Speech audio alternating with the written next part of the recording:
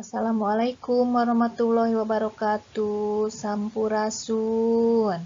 Kumaha daramang murid-murid ibu sadayana di kelas tilu. Mudah-mudahan urang sadayana aya dina pandang tayungan Allah subhanahu wa ta'ala. Amin ya robbal alamin. Yuk urang kawitan diajar bahasa Sunda dinten ieu ku bacaan basmalah sasarengan. Bismillahirrohmanirrohim.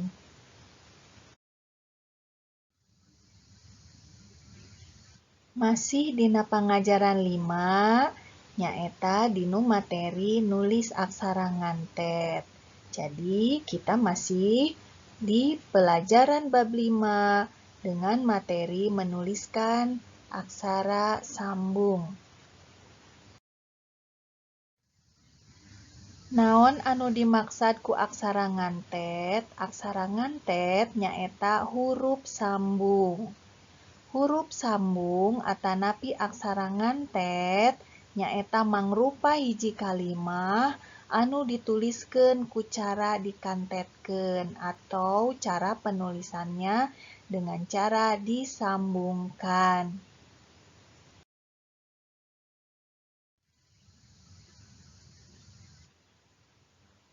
Contoh tulisan ngantet nyaeta Udin naik ka kelas 3. Tah sapertos ieu nya disambungkeun. Yana sareng Yani rai raka. Nu katilu Mang Darma angkat ka kota. Sapertos kieu nya tulisan ngantet atanapi sambung.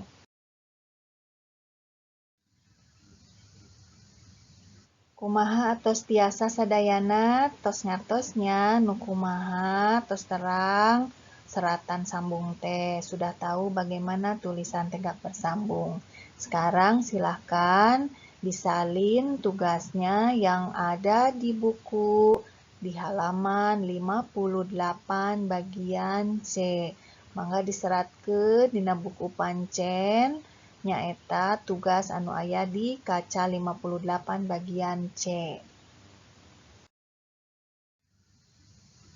Murid-murid ibu sadayana upami atos ngerjakeun pancen tugasna mangga dikintunkeun ka ibu sapertos biasa. Mung dugi dieu wae materi ngeunaan aksara ngantet atanapi huruf sambung. Wassalamualaikum warahmatullahi wabarakatuh. Hatur nuhun.